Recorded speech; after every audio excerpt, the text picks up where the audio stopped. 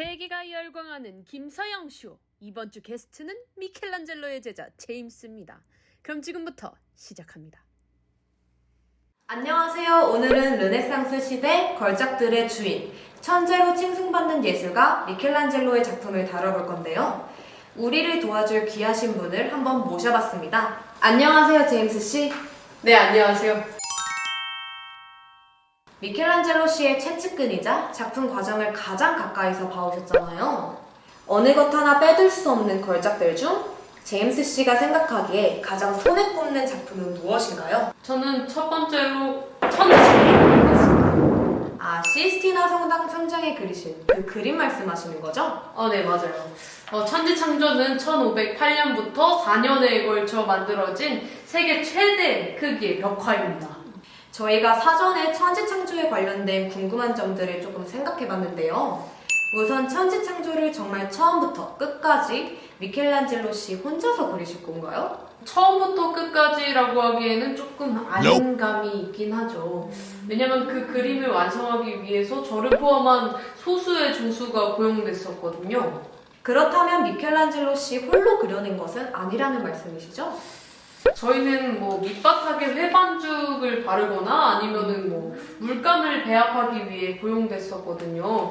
그림은 스승님 혼자 그리셨다고 봐도 무방합니다. 보통 그냥 벽에다 그림을 그리는 것도 어려웠을 텐데 천장이라니 목이랑 허리에도 굉장히 무리가 가셨을 것 같은데요. 아무래도 그렇죠. 지지대를 놓고 천장에 목을 젖힌 채 작업을 해야만 했습니다. 그러다 보니 눈에 물감이 들어가기도 하고 눈병도 앓기도 하고 이랬죠. 관광객들의 경험담을 들어보니 막상 볼 때 그림은 신용카드 크기로 보인다고 하던데 그럼에도 불구하고 웅장함이 느껴진다고 하더군요. 이런 대작을 만든 직후 주변의 반응은 어땠나요? 갖가지 고생 끝에 만들어진 작품이라 그런지 다들 보고 경악하고 감탄하고 찬양을 다들 했죠. 하지만 근데 이런 생각 해보셨어요? 그림을 보는 사람들에게는 정말 아름다운 작품이지만 그리는 사람에게는 그 시절이 굉장히 괴로운 시절이라는 것을요. 그게 스승님이 이제 그 작품을 시작하게 된 게 교황 율리오 2세라는 사람에 의해서 시작된 거였어요. 근데 스승님은 본인이 이제 조각가니까 거절하겠다라고 이제 말씀을 드렸는데 결국 천장에 그림을 그리게 되셨거든요. 작업이 힘든 것은 물론이거니와 변덕스러운 교황과의 다툼도 잦았어서 굉장히 괴로워하셨죠. 그래서 그런 고통받는 본인의 모습을 작품에 넣기도 하셨었죠. 맞아요. 바로 최후의 심판이죠. 스승님을 괴롭힌 추기경의 모습을 오른쪽 밑 지옥문 입구 앞에 뱀에 물린 채 그려져 있어요. 그리고 고통으로 일그러진 스승님의 얼굴, 살가죽 얼굴은 스승님이 자신의 얼굴을 표현하는 것이라고 하셨습니다. 그런 숨겨진 의미들을 찾아내는 것도 그림의 매력을 더한다고 생각합니다. 그럼 두 번째 작품으로는 어떤 걸 꼽으세요? 저는 다비드를 굉장히 좋아합니다. 혹시 이유가 있을까요?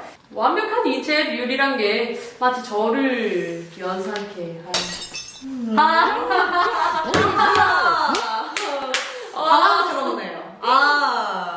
분위기가 너무 쌓여졌는데 빨리 넘어가겠습니다. 다비드 하면 또 빼놓을 수 없는 이야기가 있죠. 바로 그 천재적인 인체 비율 이야기를 해야죠. 그렇죠. 그 조각상의 높이만 해도 5m가 넘고 받침대 길이까지 합하면 8m가 넘는 그런 상상조차 되지 않는 엄청나게 큰 크기의 조각상입니다. 다비드상은 고대 이후로 제작된 조각상 중 인체의 아름다움을 가장 잘 표현한 것으로 정평이 나 있는데 곁에서 지켜보시면서 어떤 생각을 하셨나요? 신체의 각 부분의 비율도 완벽하고 근육이나 미세한 혈관까지 소홀히 하지 않았던 스승님의 섬세함 덕분에 그런 조각상을 감상하던 저도 이게 대리석으로 만들어진 게 맞나? 이런 생각이 들 정도였으니까요.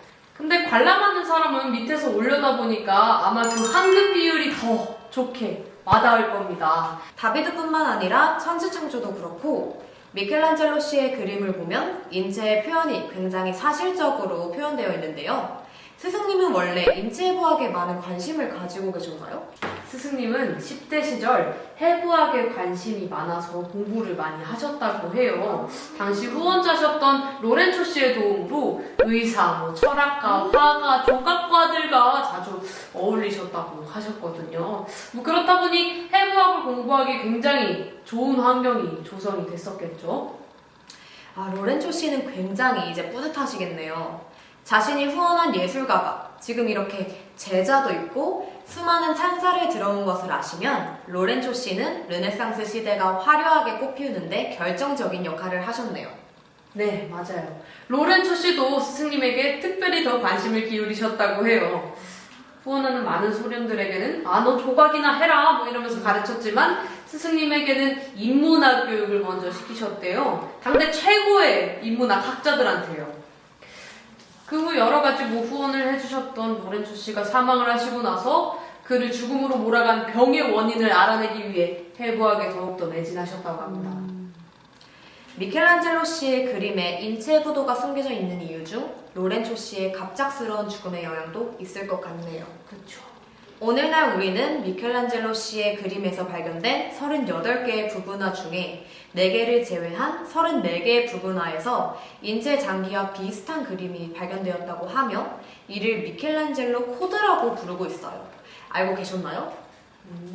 미켈란젤로도 오늘날에는 그렇게 부르는군요. 그럼요. 저희 조수들도 그림이 그려질 당시 뭔가 장기가 연상된다 하고 던지듯 말하기는 했거든요.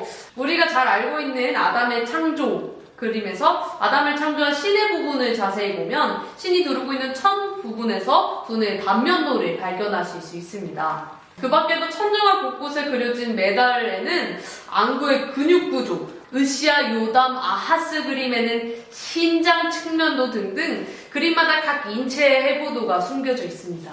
어린 시절부터 공부해온 인체해부학이 이렇게 빛을 보네요. 성심성의껏 인터뷰에 참여해주셔서 너무 감사합니다. 제임스 씨의 소감 한번 듣고 마칠까요? 오늘 인터뷰를 통해 저도 다시 한번 스승님의 작품에 대해서 생각해 보게 된 것 같아요. 세상 대단한 분께 배웠다는 그런 생각도 들고 내심 벅차오르기도 하고 네, 그렇네요. 지금까지 천재예술가 미켈란젤로 부오나루티의 제자 제임스였습니다.